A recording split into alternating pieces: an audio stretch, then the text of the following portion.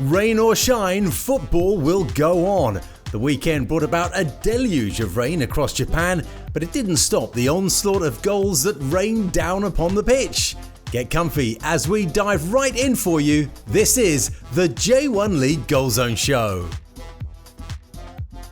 The new boys of J1 took to the field at the Pocari Sweat Stadium for early bragging honours, while league leaders Kawasaki were at home once more to play Kashiwa. Tosu, with their toughest test yet, were on the road to Shizuoka to play S-Pulse. Tokushima were unable to come away with a result against Kawasaki in the previous round, but now they had a chance to register their first win as they came up against fellow new boys Avispa. The visitors did the double over the J2 champions last season, so Vortis would be hoping for different fortunes in the top flight. Here's Patrick Kinghorn. For Kamita. Vortis enjoying the better of this early. That's a great through ball through, comes loose and it's put away! It wasn't the cleanest of strikes, but Yuki Kamita, with his second of the season and his second ever goal in J1, has given Vortis the dream start. They've done in 90 seconds what they couldn't do in 180 minutes last campaign, and that score against Avispa Fukuoka. It'll be Kanishi. No, it won't be. It will be Fujita, and it was very close to 2-0. Murakami had to get something on it. Skichi. Decent cross, but no one attacking it. Diego's able to get his head to it. Kue picks it up on the edge of the area. Sends it to Solomonson out on the right. Lovely touch over the top of the crossbar. They can't put it away. But the shot from Skichi is ultimately blocked. Well, that's the best passage of football we've seen from Avispa Fukuoka in the first 37 minutes, and it's so very nearly gotten the equaliser. Avispa as they come forward this time. That's a lovely layoff. Is Shizu, lovely ball through, Salomonson's an acres of space and he slots it home! And boy oh boy did they need that second goal, because they're going to have to try and take the lead once more. Emil Salomonson, with his second of the season, he got the equaliser against Shimizu on match day 2, and now he's got the equaliser against Tokushima Vortis on match day 4. His overlapping run found himself an acres of space. It was a lovely touch that played it into the path of Ishizu, and Solomonson finished it brilliantly, sliding it past Kami Fukumoto. Avispa starting to do to Vortis what Vortis did to them in the first half. Cross, that's going to hang up, could drop anywhere this. Diego for once fluffs the header, and that's hit the hand, it's a penalty! Well, VAR will take a look-see, but Diego's lost the ball in flight. He's been one of the best players on the pitch for the first 66 minutes. But with the wind blowing, a momentary lapse of concentration could cost Tokushima Vortis dearly. He's not complaining, VAR won't overturn this. Kanamori sends Kami Fukumoto the wrong way. And the team that were runners-up to Vortis in J2 this season have come from behind to be beating them away in J1 this. Elaborate celebrations, but a wonderfully dispatched penalty. And this is some turnaround we're seeing here on Saturday afternoon in Meiji Yasuda J1 League. Whipped it in, flicked on and into the roof of the net, they're level, but the flag is up, I think. It won't count. They're going to let them play it from hand. And the referee is going to let another passage of play go. I would not imagine there'll be more than another 30 seconds indulged, though. So it really is last chance territory. And that last chance has already come and gone. It's finished here. Tokushima Vortis 1, Avispa Fukuoka 2. Yokohama's poor start to the season continued as they were beaten for the third time in a row. More troubles lay ahead as they hosted Cerezo, who made a return to winning ways thanks to a late goal against Shimizu. Shazad Haq has your commentary.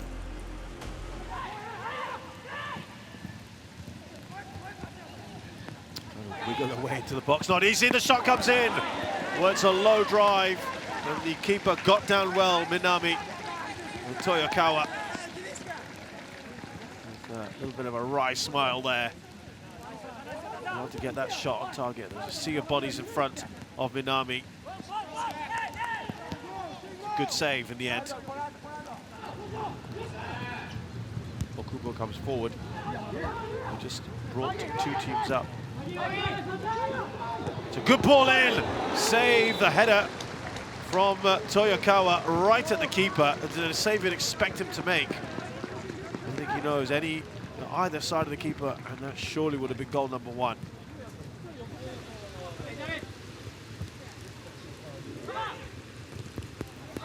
Managed to get that away, Maguinho, just clashing there with Okubo. He's still hurt himself, has to focus on the ball coming in again. The keeper, oh, he's completely misjudged that. He might have just collided with his own defender, and that's terrible defending at the back, I'm afraid. Yuta Minami was caught out there. And Toyokawa, who had a header earlier on, that was saved, now scores. Just have a look at the goalkeeper as the ball comes in. It just takes a big deflection. And Toyokawa heads into an empty net.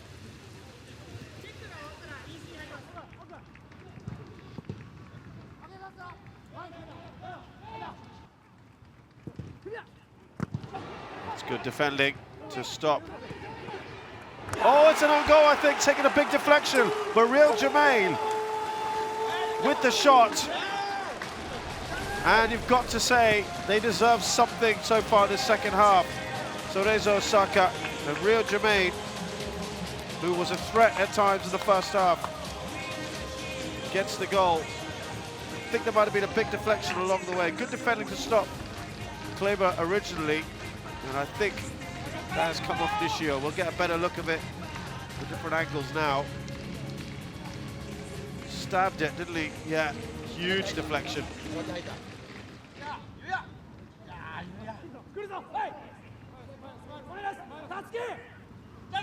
work from Sakamoto, ball across from Okubo, and it has found its way in.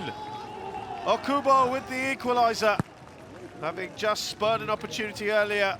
Cerezo Osaka, they go back in the lead, and Yokohama will have to do it all over again. But that's his 5th goal this season for Yoshito Okubo, who's having a fine renaissance here. Great work from Sakamoto. Just have a look at this. Nice nutmeg, ball in from Riku Matsuda. Took a little bit of a deflection. Now, was there a handball along the way? Let's just have a look. Did that come off his own arm, Yoshito Okubo? We'll have another view of it here. No, I think in the end he headed it onto his thigh. Back to Seiko. They'll just try to slow this down now, because they know that Yokohama will come flying at them.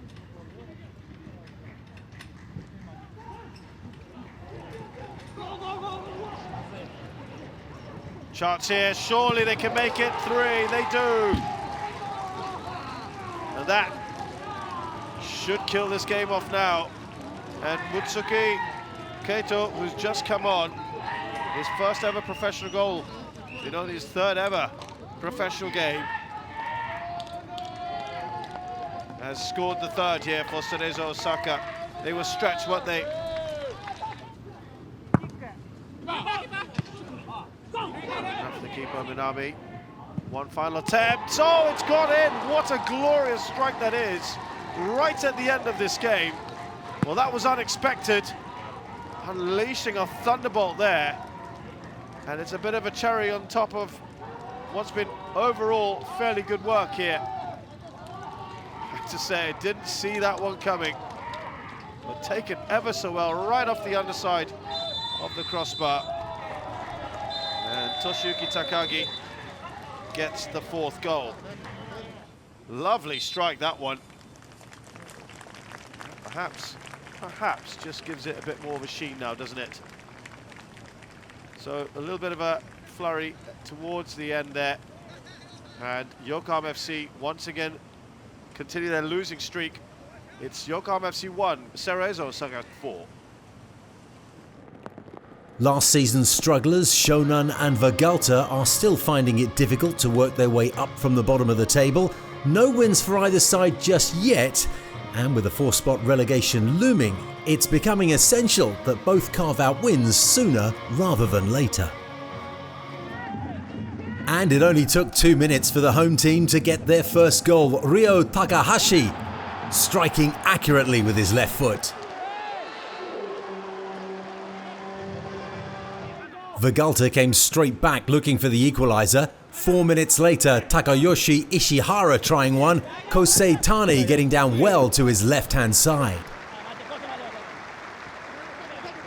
Tani was instrumental just 9 minutes later, this time denying Kyohei Yoshino.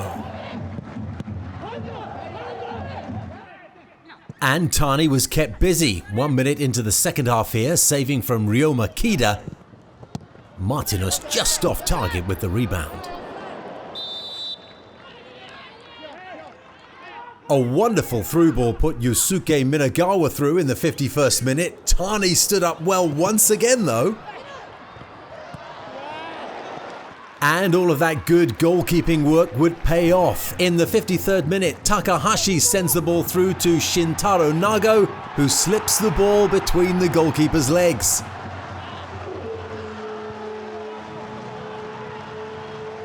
And Shonan would go 3 up just 9 minutes later. Shuto Machino getting on the end of a deep corner.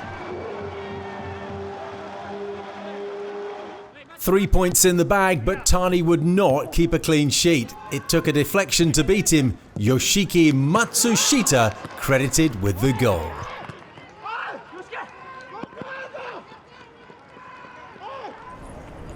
These two sides bagged their first wins of the season in the previous round, and Kashima would be looking to build on that success with another fixture at home. The visitors, Sanfrecce, unbeaten so far, having notched 3 draws in their 4 matches. The first chance of the game fell to Kashima just after the quarter-hour mark. Everaldo trying from 20 yards out, Keisuke Osako diving away to his left. And if Everaldo needed a lesson on how to shoot from outside the box, he got one from Yuya Asano at the other end of the field 14 minutes later. 10 minutes before the break, Shunki Higashi stole around behind the defence to almost get one past goalkeeper Yuya Oki. Into the second half now, and Everaldo denied by Osako again. Sanfrecce looking to extend their lead, this time saw Asano denied by goalkeeper Oki. Both goalkeepers were being kept very busy. Just before the hour mark, Leo Silva forcing Osako to clear this one with his feet. But at the other end of the field, Oki had the crossbar to thank after Hayao Kawabe's shot took a deflection onto the woodwork. But there was one more goal to come, and it was Kashima's equaliser. Intricate one-touch football supplying Ryotaro Araki, and this one finished 1 apiece. Kawasaki maintained their strong start to the defence of their title, and another win seemed on the cards as Kashiwa came to visit, a side who'd lost 2 of their opening 3 games and was still having trouble finding the back of the net. The first meaningful attempt of the day coming from the home team, a break down the right-hand side let in Yasuto Wakizaka, but his header wide of the near post. Into the second half now, and a very strong and skillful run from Kaoru Mitoma. Ryo Hatate and Kawasaki not able to apply the finishing touch though. On the hour mark, and more tidy footwork around the edge of the box leading to Ao Tanaka's shot, saved by the goalkeeper. And after all their pressure, Kawasaki would finally take the lead in the 80th minute. Man of the match Mitoma with another strong run on the left-hand side, pulling the ball back for Akihiro Ienaga.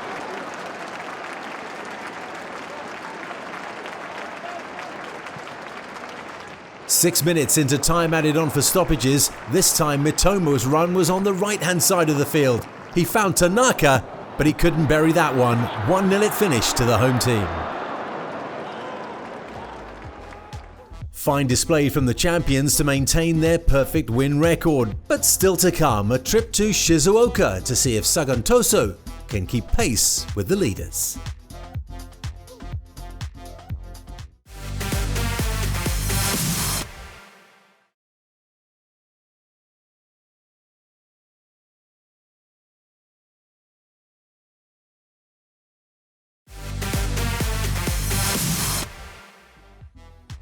Round 4 of Japan's top flight continues here on the J1 League Goal Zone. A screamer of a goal coming your way as we head to the Hyogo Prefecture for our next encounter.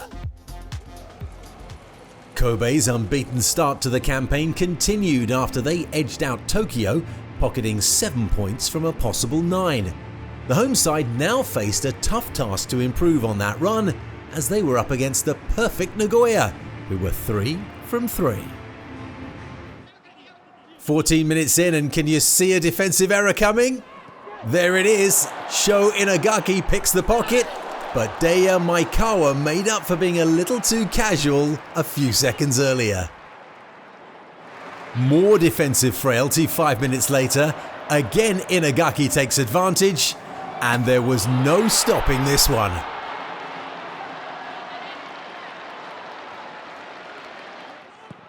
8 minutes into the second half, and Vissel Kobe's Shion Inui with his own attempt at a screamer.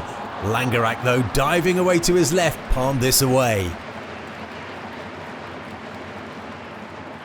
Having already been caught out twice, the Vissel Kobe defence slipped up again with 10 minutes left. Naoki Maeda the beneficiary, but this time the goalkeeper keeps it out. With 7 minutes left, a final chance for the home team to get something from the game, but Ryo Hatsuse's free kick, woefully wide. The Marinos scored their first win of the campaign last time out and were back at home to host Urawa. The Reds arrived off the back of a maiden success over the other Yokohama club, but being poor travellers meant the hosts would have an edge from the start. Here's Shazad Haq again.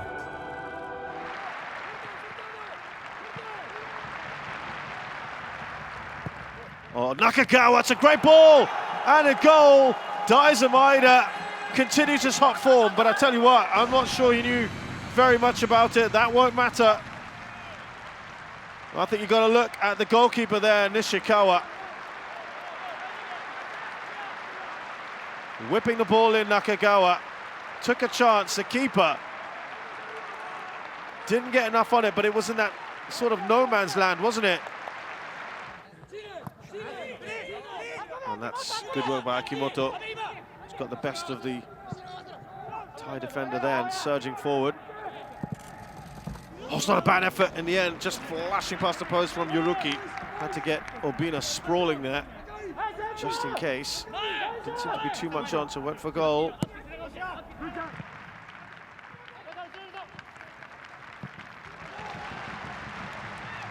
Marco Junior, that's a free header. Surely now, Daizen Maeda. Unselfish play. He could have headed it towards the goal. Instead, he just cushioned it for Maeda to finish off. 2 goals for him, 2 goals for Marinos. Poor defending once again. Marcos Junior just saw the amount of space. Well cushioned, it wasn't a header, chested it down. Took the safer and obviously better option there. Didn't try to go for goal himself. Cushioned it for Maeda, who's not going to miss from there. Nice run there from Elbert, not spotted. Oh, he's so free here. Marcos Junior, surely it's another goal. That's a beautifully constructed one from Yokohama F. Marinos. And Urawa are opened up far too easily. How many times have we said that today? Look at how much space there was for Marcos Junior. It's easy for him with that assist. All day, every day, they want to see this kind of play, Yokohama F. Marinos fans. Oh, well, they do get a goal here. Could be interesting. Oh, and that's a good save. Much better from Obina. I think he's more comfortable in those sort of situations. Great reflex save here. But at 193, you'd expect him to make that. Best save he's made so far. Plenty of power in that from Aquino. And the referee puts the Urawa Reds out of their misery. It's another very good performance from Yokohama F. Marinos. Final score, Yokohama F. Marinos 3, Urawa Reds 0. The surprise team with the perfect record this season, Sagan Tosu, made a statement with their thumping of Vegalta and were the only team yet to concede a goal this year. Shimizu had failed to win their last two and would be looking to respond back on home soil. Here's Mark Richmond.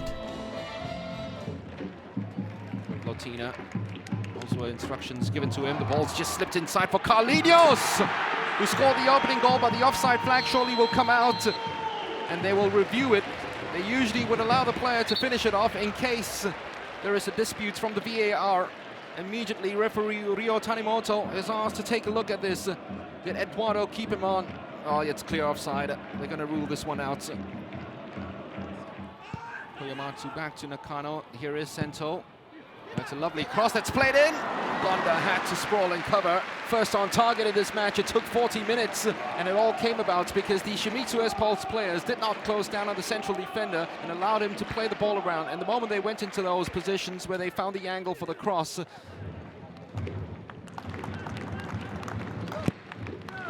that's a lovely corner to Carlinhos. Brilliant strike, straight at the goalkeeper, unfortunately. They do go deep! And almost the former S-Pulse player puncturing a hole against his former club, Hwangseok-ho, came in very late, had to react quickly enough, and could only get himself contact with the ball. That's all he could do. Closed down very quickly, but three went onto him, which means that Matsuoka had some room. Another brilliant save, another superb save by Gonda, who went down and gambled that the ball was going to nestle into the bottom corner. There we go, almost the same time that he pulled the trigger, the goalkeeper went down and gambled because that was the only place he could aim for. So a goalless draw at the IAI Stadium Nihondara. Sagantos really could have won this game to keep their 100% streak alive. They still remain unbeaten after 4 matches in the 2021 J-League season, but their 100% record goes down the drain as they could only draw this game with Shimizu S-Pulse 0-0.